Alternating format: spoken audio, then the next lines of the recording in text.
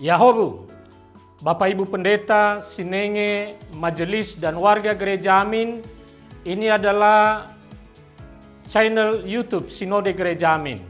Karena itu, bagi yang mencintai Gereja Amin, tontonlah, subscribe, like, dan bagikan. Gereja Amin yang tangguh, mandiri, dan peduli. Tuhan Yesus memberkati.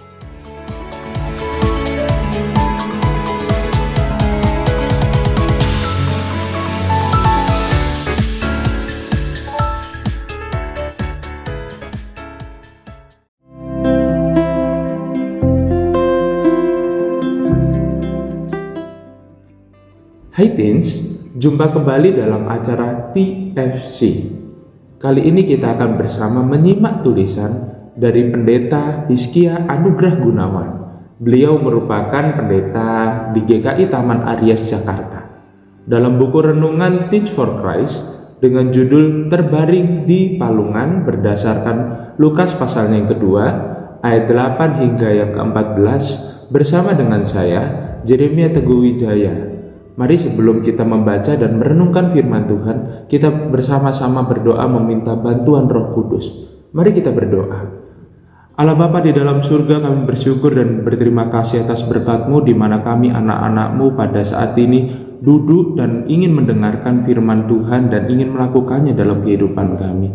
Ya Tuhan, bantulah kami dengan Roh Kudus agar kami semua dapat membaca dan melaksanakan firman Tuhan seturut dengan kehendak-Mu dan kehendak-Mu lah yang terjadi ya Tuhan. Berfirmanlah ya Tuhan, karena kami anak-anak-Mu siap mendengarkan dan melakukannya. Amin.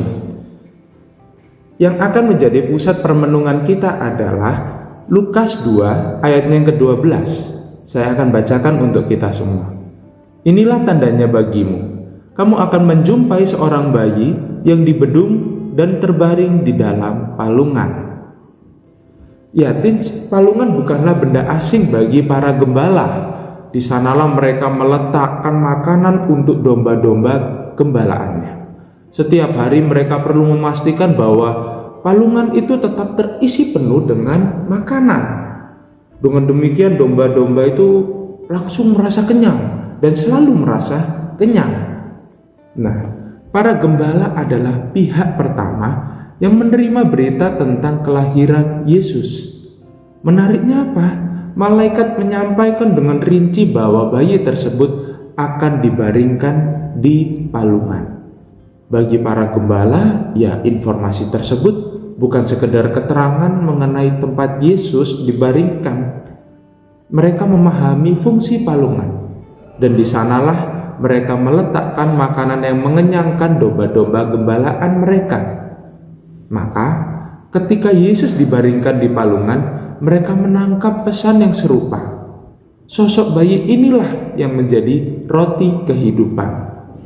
Kehadirannya mengenyangkan dan juga memuaskan seluruh domba gembalaan Allah. Hal ini kemudian terbukti dalam karya Yesus di dunia, bahwa Yesus benar-benar menjadi roti hidup saat memberikan tubuh dan darahnya bagi keselamatan dunia. Nah, berita tentang bayi Yesus yang terbaring di palungan bukan sekedar informasi biasa. Ini adalah pernyataan bagi dunia bahwa Dia yang datang adalah sang roti kehidupan. Dia datang untuk mengenyangkan domba-domba gembalaan Allah, bukan secara fisik, melainkan mereka yang lapar dan haus akan kebenaran. Yesus juga hadir bagi mereka yang mencari jawaban atas pertanyaan-pertanyaan hidup. Ia menjadi jawaban dari segalanya. Dan untuk mencapai pengalaman tersebut, kuncinya itu hanya satu. Apa itu? Apakah kita bersedia untuk menerima serta menaati segala kehendak dan juga perintahnya? Natal akan menjadi sia-sia jika kita membiarkan Dia yang datang berada di luar hidup kita. Maka dari itu, kenyangkanlah dirimu dengan mengikuti segala kehendak-Nya. Selamat Natal, Tuhan Yesus memberkati. Mari kita berdoa. Bapa di dalam surga, kami bersyukur dan berterima kasih ya Tuhan, karena kami anak-anak-Mu sudah mendengarkan dan merenungkan apa yang menjadi perenungan firman Tuhan pada hari ini. Ya Tuhan, kami bersyukur dan berterima kasih karena Engkau telah memberikan anak-Mu yang tunggal sebagai roti hidup, sebagai anggur hidup bagi kami semua ya Tuhan.